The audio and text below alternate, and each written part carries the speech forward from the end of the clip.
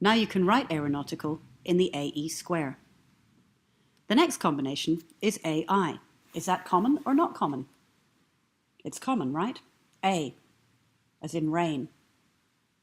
So we write AI in the next square of the grid, leaving some space for an example word.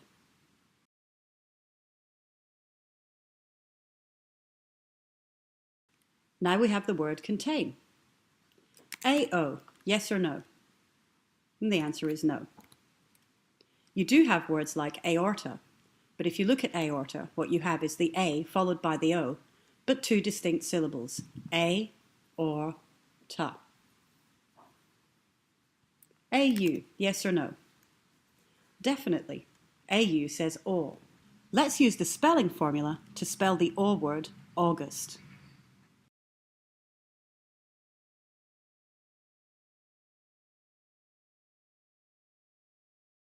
Now we have August.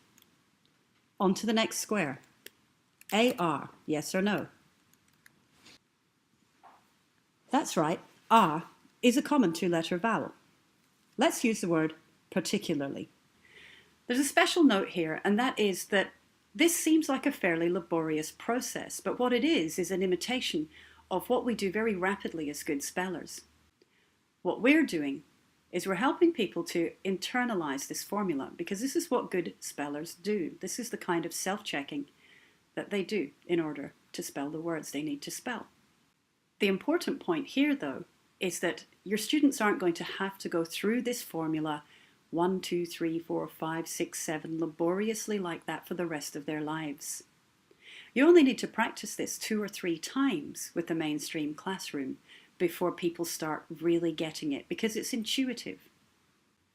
The next word is the word particularly. Let's use the spelling formula. Step 1. Count the syllables. How many syllables? 5. Draw lines. So we have 5 lines, and we start with what we know. Firstly, we know that at least in one of those syllables there's an AR. Which syllable?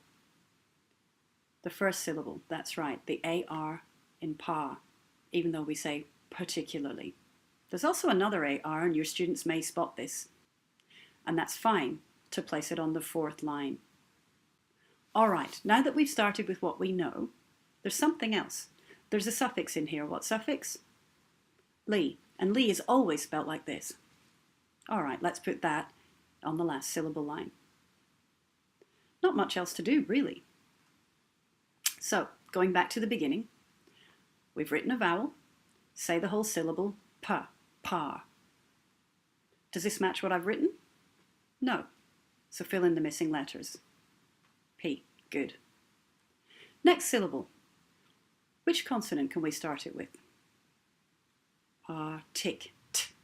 Good. Write the letter T. And then what's the vowel? I. Does this match what I've written? Tick, tick, no. So fill in the missing letters. And some people might write CK, because tick is a word, right? And this is where this idea of getting students to look for the small words inside big words doesn't really work. It's much better to have students sound things out and use the spelling formula, or at least use the most common letter. The second part of the step, keep it simple, is use one letter, not 2, wherever you possibly can. So if you're looking for a k sound here, CK is not keeping it simple. You're using the most common letter, C. Pa, tick. Good. Next syllable. Say the whole syllable, pa, tick, U. What else could it be but a U? Let's move on. Say the next syllable, particular. What consonant can we start the next syllable with? L.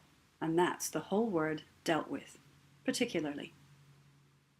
Students often report that they find this quite easy, and they didn't realize that it was that simple. They ask me questions like, is that all there is? Because a common coping strategy is to throw letters at a page and see what sticks. If you write more letters, struggling spellers think, then it makes you look like you know more letters. But actually, we have to keep drilling in, keep it simple.